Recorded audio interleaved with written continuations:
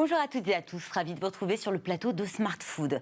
Enjeux, tendances, innovation, business, parcours, l'alimentation sous toutes ses formes. On en parle chaque jour sur Bismart avec mes invités bien sûr et un menu renouvelé chaque jour. Mafé, Yassa, Doro, Watt, Thieboudienne. Derrière ces noms de plats, des spécialités venues du continent africain.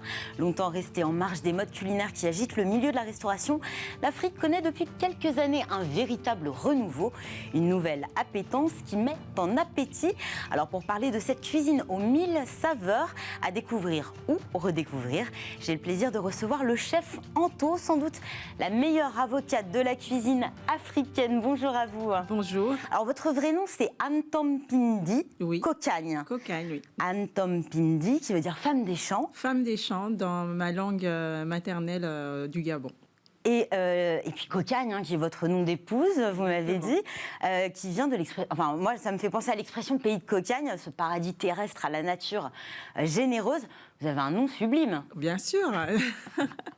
Je voudrais aussi mentionner le livre que vous avez, qui vient de paraître aux éditions Mango, Goût d'Afrique, recettes et rencontres. C'est un sublime livre, très belle couverture également. C'est vraiment un livre sur la cuisine africaine subsaharienne. Alors c'est sur les cuisines africaines subsahariennes parce qu'on s'est rendu compte pour tout ce qui concerne les cuisines du Maghreb, elles étaient beaucoup plus connues, beaucoup plus popularisées en France. Alors on s'est donc concentré sur tout ce qui était en dessous du Sahara. On va en parler de cette méconnaissance de toutes ces cuisines. Vous nous l'avez dit, vous êtes d'origine gabonaise, traiteur à domicile, mais pas que. Vous donnez des cours, vous assurez la direction artistique d'un magazine qui s'appelle Afro Cooking. Vous présentez une émission culinaire sur Canal+, Rendez-vous avec le chef Anto. Vous faites aussi des tutos sur YouTube. Derrière toute cette activité, il y a votre passion, la cuisine. Et pourtant, vous n'avez pas du tout embrassé cette carrière au début. C'est un peu une vocation contrariée ? Non, ce n'est pas une vocation contrariée. Moi, depuis toute petite, je voulais faire de la cuisine, mais c'est vrai que je viens d'une culture où tout ce qui est cuisine, ces métiers manuels, en fait, sont considérés un peu comme des métiers de bas étage, des métiers pas très ambitieux. Et c'est vrai que mes parents, et notamment mon père, ne voulaient pas que je fasse de la cuisine parce que c'était comme si je lui disais que je voulais être domestique. Et c'est vrai qu'à cette époque-là, on n'avait pas toutes ces émissions, tous ces chefs. La cuisine n'était pas autant mise en avant. Non, du tout. Et c'était vraiment des voies de garage. Mais j'ai tenu bon parce que j'avais dit à mon papa, c'est la cuisine ou rien. Alors au départ, j'ai demandé une bourse à l'État gabonais à cette époque-là. Mais comme c'était de la cuisine et ils m'ont dit, mais soyez ambitieuse, le pays a besoin d'avocats, d'enseignants, on ne va pas vous envoyer en France pour faire de la cuisine. Donc j'ai d'abord été orientée en lettres modernes pour être professeure de français. Mais j'ai tenu bon. Et vous avez réussi. Et j'ai réussi justement à pouvoir faire carrière dans la cuisine. Vous avez suivi une formation classique de cuisine française ? Alors, comme j'avais un bac en sciences éco, quand j'arrive en France, j'ai fait d'abord une mise à niveau, en fait, qui est une année où vous voyez un peu en un an ce que les autres apprennent pour faire le bac hôtelier, donc de la seconde en terminale, et puis après un BTS, option cuisine, et après je me suis spécialisée dans différents domaines, mais toujours au niveau de la cuisine et tout ce qui est restauration. Si vous deviez qualifier votre cuisine, vous deviez mettre un terme sur votre cuisine, ce serait lequel ? Alors, je dis que ma cuisine, c'est une cuisine panafricaine qui s'inspire des cuisines traditionnelles, mais qui sont retravaillées de façon moderne. On parle de cuisine africaine. J'ai dit cuisine au singulier, mais est-ce qu'il n'y a pas plusieurs cuisines ? Oui, c'est pour ça que je dis toujours les cuisines, parce que, alors c'est vrai que quand on pense à l'Afrique, souvent on a l'impression que c'est un tout petit pays, mais l'Afrique c'est quand même un continent avec 54 pays différents. On ne parle pas de cuisine européenne. Non, on ne parle pas de cuisine européenne, effectivement. Et c'est vrai que je tiens quand même à souligner, en plus que les frontières des pays d'Afrique telles qu'on les connaît aujourd'hui ne sont pas l'œuvre d'Africains. C'est la raison pour laquelle moi je dis pas que je fais une cuisine gabonaise. japonaise. Parce qu'à force de voyager sur le continent, notamment au travers de l'émission que j'ai sur Canal+, je me suis rendu compte que beaucoup de royaumes, d'empires, d'anciens empires ont été disloqués en différents pays aujourd'hui. Et que quand on voit la cuisine de ces différents pays, ils mangent quasiment pareil. Les frontières finalement sont assez... Exactement. Donc quand on parle par exemple du mafé, qui est ce ragoût de viande à la cacahuète, quand on est en Afrique de l'Ouest, on va se rendre compte que ce soit au Sénégal, au Mali, au Niger, en Gambie, en Côte d'Ivoire, en Guinée, on mange du mafé. Peut-être réinterprété, après adapté aussi en fonction du lieu où on se trouve. Et puis, il y a aussi le secret de la cuisinière qui va rajouter sa petite touche. Mais au final, ça reste du mafé dans son essence. On parle donc de ces différentes cuisines. Là, on parlait du mafé, ce ragoût. Il y a des dénominateurs communs, finalement, à travers les spécialités culinaires de chacun des pays d'Afrique.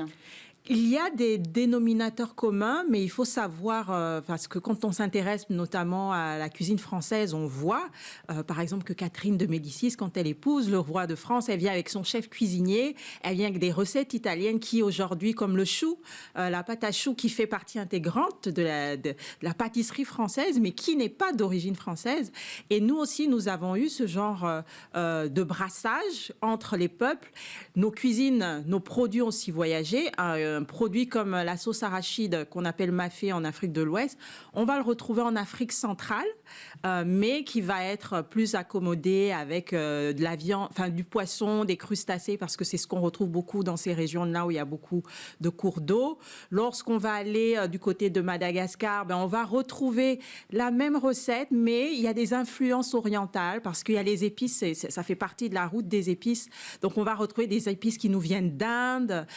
Donc il y a souvent un dénominateur commun, mais le produit, la recette va souvent être modifiée comme ça, soit en fonction du brassage culturel, soit à cause d'influences externes. On retrouve des produits qui sont, je pense par exemple au manioc.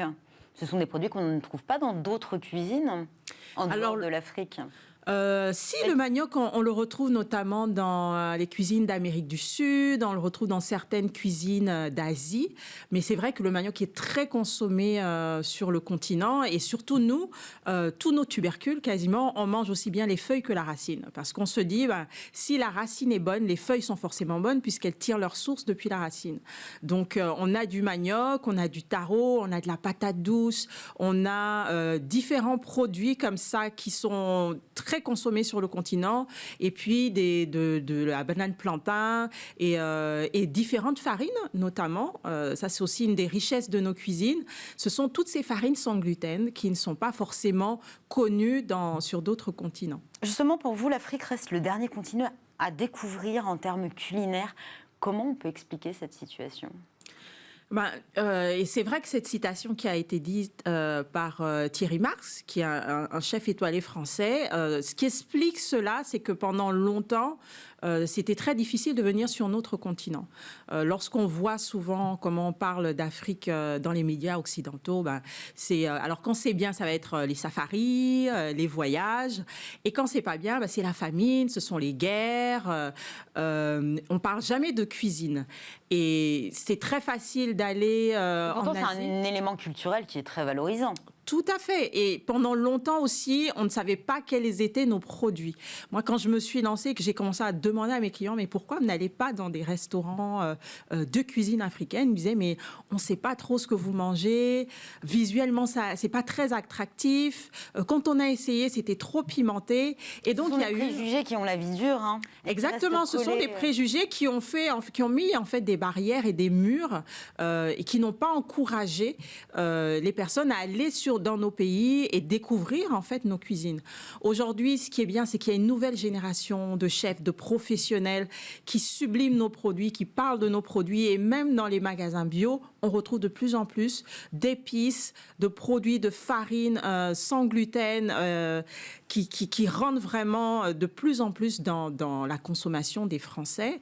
Et moi, je sais que dans quelques années, ce sera encore plus facile d'aller sur le continent africain parce que nos produits seront beaucoup plus popularisés. Qu'est-ce qui vous a poussé à vous lancer dans une démarche de démocratisation des cuisines africaines?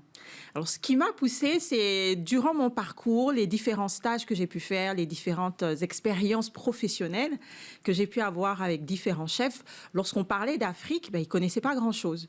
Quand on parlait d'Asie, on connaissait. Quand on parlait même de produits du Moyen-Orient, tout de suite, les chefs connaissaient et ils y allaient facilement. Mais dès qu'on parlait d'Afrique, et notamment d'Afrique subsaharienne, il y avait vraiment un vide. Méconnaissance totale. Et dans les restaurants, la plupart du temps, les plongeurs, c'était des personnes d'origine africaine qui ne mangeaient pas avec nous, qui ramenaient... Il n'y avait pas cette transmission, finalement, j'allais dire d'information, mais non, en fait, de partage. Non, du tout. Et surtout, il y avait très peu de livres de cuisine africaine. Moi, je suis contente parce que l'année dernière, en 2021, il y a eu quand même 5 livres de cuisine africaine qui sont sortis dans des grandes maisons d'édition, ce qui n'était pas le cas quand nous, on a voulu sortir Goût d'Afrique en 2018. On est allé voir des maisons d'édition, ils nous ont dit l'Afrique, ça ne vend pas. Et quelques années après, 3 ans après, 5 livres sortent de grandes maisons d'édition. Ça veut dire qu'il y a quelque chose qui est en train de changer, et tant mieux. Alors, comment on peut promouvoir les cuisines africaines? Ça passe par effectivement la représentation de chefs, tels que vous l'êtes, mais par quoi d'autre? Ça passe aussi par la démocratisation lorsqu'on va trouver de plus en plus de nos produits dans les rayons de magasins. Ça va passer aussi par plus de cours de cuisine, parce que je sais que quand j'ai commencé les cours de cuisine, je remplissais très peu, c'était souvent le week-end, et sur 12 places, je pouvais avoir que 4 inscrits. Aujourd'hui, quand je fais des cours de cuisine, sur 12 places, 12 inscrits, et souvent c'est en semaine, le soir. Donc il y a vraiment une appétence, un engouement autour de nos cuisines. Il faut plus de communication. Les gens ont besoin d'avoir confiance, de connaître d'où viennent les produits, de savoir que ce sont des produits qui sont peut-être issus de coopératives, qui font travailler des coopératives, qui viennent dans des villages où lorsqu'on achète... de la transparence sur les produits. Exactement, il y a vraiment un besoin en France notamment de transparence et de traçabilité par rapport aux produits. Et plus on aura de transparence et de traçabilité, plus nos produits seront popularisés. Avant de nous quitter, chef Anto, est-ce qu'il y a des chefs africains qui sont étoilés aujourd'hui? Alors aujourd'hui, on a Maurice Sacco qui a fait Top Chef en France. Pour l'instant, c'est l'unique. C'est celui qu'on a. On a aussi un autre qui est à Nice, un chef d'origine sud-africaine, Jan Hendrik. Pour l'instant, en France, ce sont les deux chefs d'origine africaine qui sont étoilés. On espère qu'il y en aura encore plus. Mais sinon, quand vous allez à Londres, on a le restaurant Ikoyi qui est aussi où on a un chef d'origine nigériane qui est un restaurant étoilé, mais il y en a encore très peu, effectivement, comme pour nos produits labellisés, il y en a encore très peu. Mais de nombreux à venir, c'est ce qu'on souhaite en tout cas. Merci beaucoup Anto Mpidi Kokagne, le chef Anto, chef multitoc avec ce livre Goût d'Afrique, recettes et rencontres paru aux éditions Mango. C'est la fin de cette émission. Merci à tous de nous avoir suivis. Merci à l'équipe qui m'a accompagnée aujourd'hui. On se retrouve demain, nouveau menu, nouveaux invités. Excellente journée à tous sur Bismart. À demain.